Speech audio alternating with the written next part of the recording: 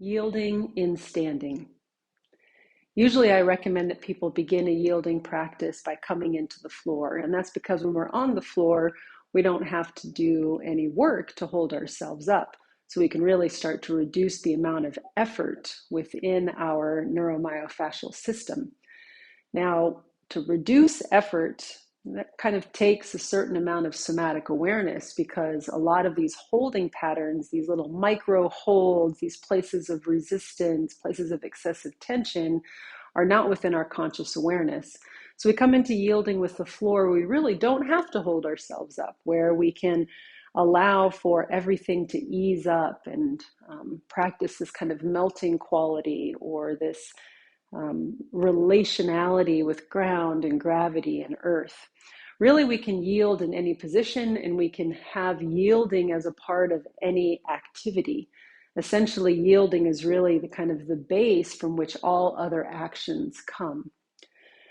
I'd like to guide us through a yielding practice in standing right now, so that you can begin to find yielding in your everyday, in your verticality, and bring this yielding process, bring these yielding qualities even into your interactions with other people. So it's kind of a way of like continuing to check back into how you are being fundamentally in any given moment. So while we're practicing, I encourage you to choose inner eyes or outer eyes, and you can switch between those two fields as you like. And if at any point your body has impulses for movements or a pandiculation comes through, then allow that to happen. Participate with your body's impulses. So first, bringing attention to your feet on the floor. Maybe notice either the texture or the temperature coming through the soles of your feet.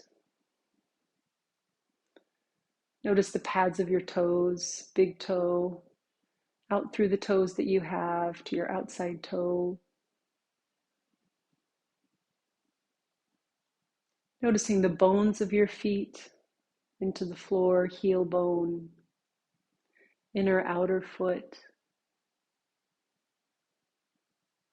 and the hollowing, the caves of your feet, the arches where there's space between your feet and the floor. Notice those two.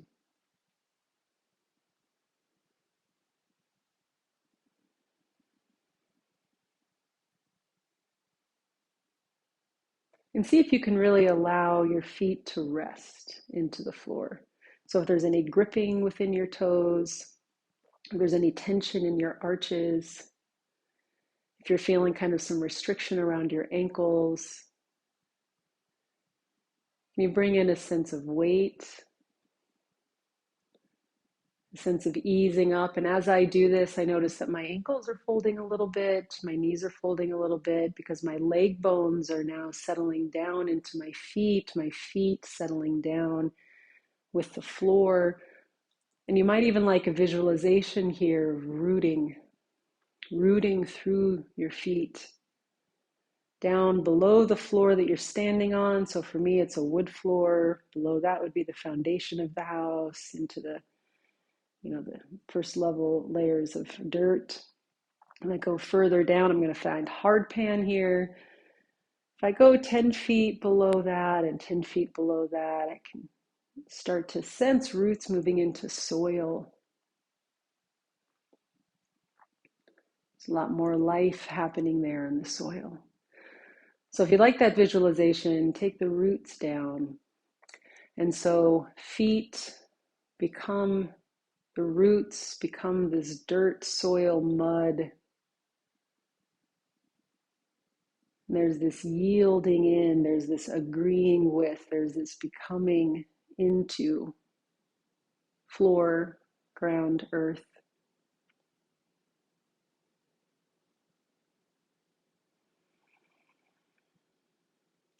And here you can begin to use your exhales if you like. With each exhale, feeling that being received. So the cycle of giving and receiving that's here in yielding. the giving of your presence, the giving of your participation here in this moment, and then being received by this presence, being received by earth.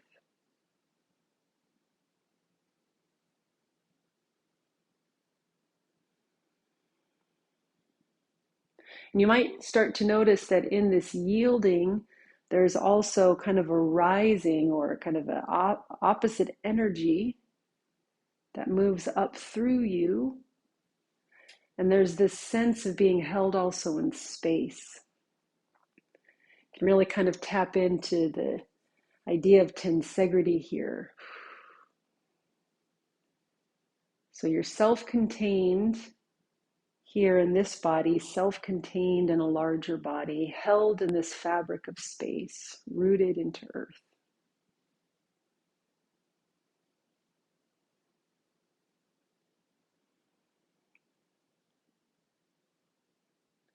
And if you're noticing areas of discomfort coming through now, places where you're like, yeah, that's not feeling so good, is there any adjustment that you can make so that you can feel better, so you can feel more ease? Do you need to move the position of your feet?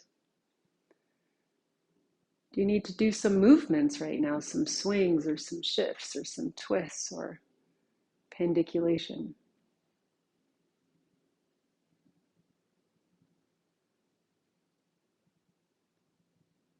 Or perhaps you can do a visualization and fill that area of your body with support, whatever that means for you. Taking your breath into that area, opening up space in that area. It's kind of like a practice of figuring out how to distribute the load from that area so that it's shared by the whole of you.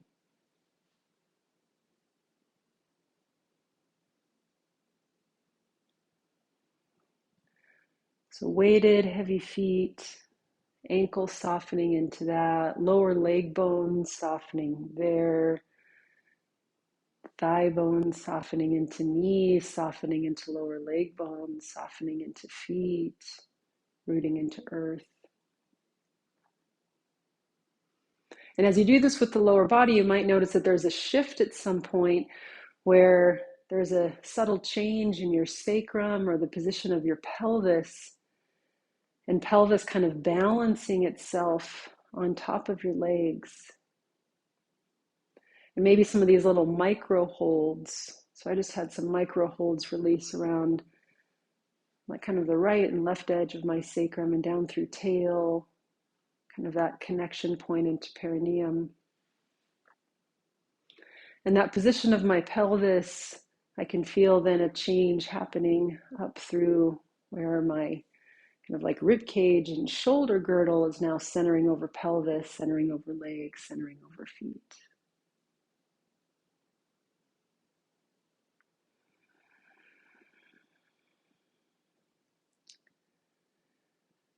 We're seeing about releasing some of these areas, these edges of holding. And as you do that, as you release kind of an armoring or a bracing layer, you might start to notice a little bit of swaying. So that's happening for me right here. A little bit of swaying back and forth. And so if that's okay for you, can keep moving into that, right? Notice your body now kind of exploring playfully the spaces that it can inhabit while still staying upright. It's almost like a wind is now coming through and your body's swaying. But feet are firmly rooted and planted, so there's not any anxiety about toppling over, coming off balance. There's a particular kind of like security here, kind of stability here on your feet, even with these subtle movements happening.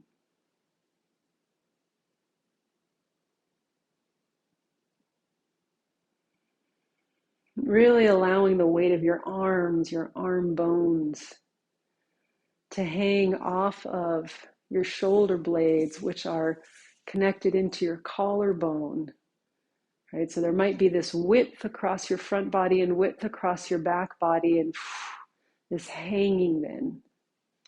Upper arm bones, down through elbow, lower arm bones, fingers dripping here, back to mud.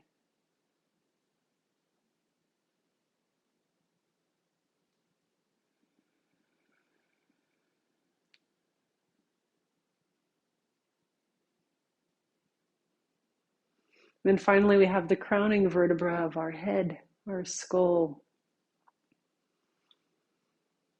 And there's this kind of simultaneous, like, weightedness of skull on top of spine, but also a floating or a buoyancy back to this tensegral nature, like a lifting or like a kind of a being held by sky.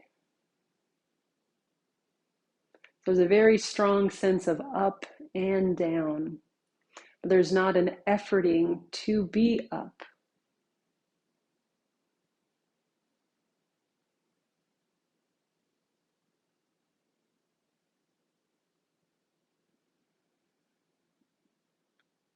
For the next minute or so, visiting any of these cues that I've given that are interesting to you, that are working for you, or anything else that's come up in terms of an image or a visualization or a way of like finding your yielding process here. Notice if your eyes are open.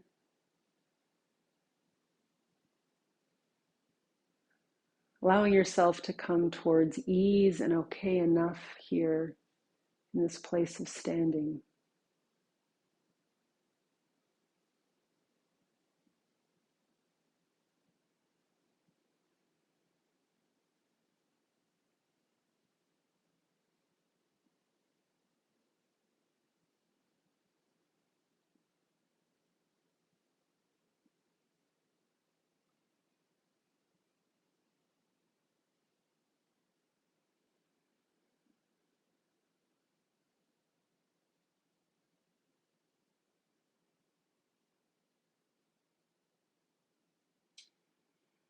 And now from here, if you were to reach your fingertips overhead, as if they were floating, but there's an intention of up, and then let your arms drop. So practicing this reaching of arms, easy reach, float. And if they were like hanging by a string here, suddenly the string is cut, and arms come to your side. And see if that's okay for you to practice this kind of falling of your upper body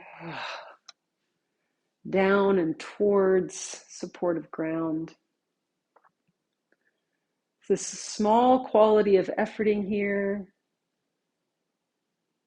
The release of the drop and the sense of yielding of arms beside you.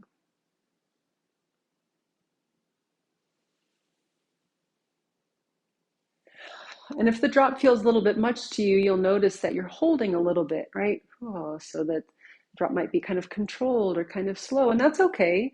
See where your edge is. And you might want to do one arm at a time. And the arm dropping, especially one arm at a time, might sequence some other body parts to kind of sway. And then maybe swaying fingertips just right by your side. Emptying, emptying, emptying.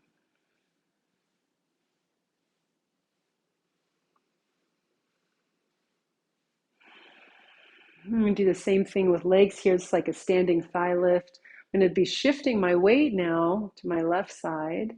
So that's interesting because that's an initiation out of yielding, right? So where do I push to do that? And then allow my knee to come up a little bit and drop. Shift knee to come up and drop. Yeah, just a way to like kind of play with this weightedness, this quality of yielding out of a small effort. I'm going to go to my other side. Emptying, emptying.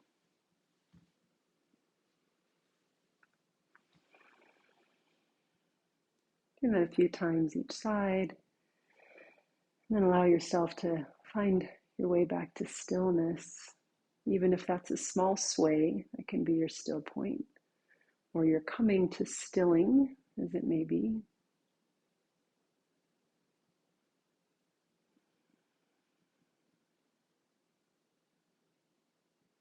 Now we're practicing standing work in somatic groundwork.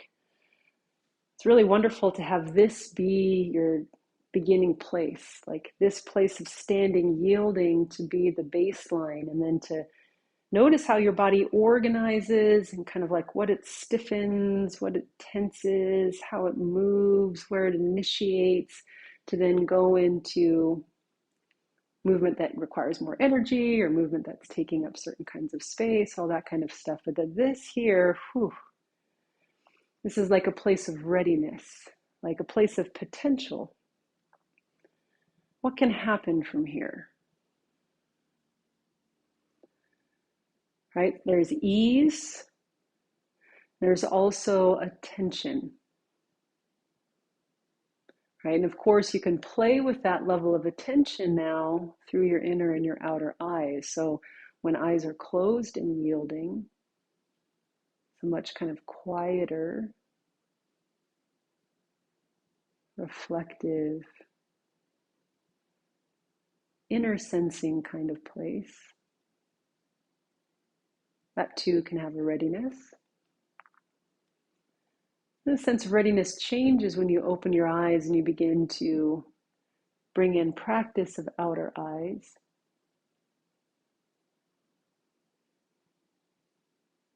So it's a little bit of play here with standing, yielding, and how you can bring in inner and outer eyes, and how this is like the beginning of standing practice. Like, where could we go from here? Could go into all of our dynamic elastics, begin to go into our stepping practices, begin to move into swings and twists and all of the things here from our place of readiness and ease.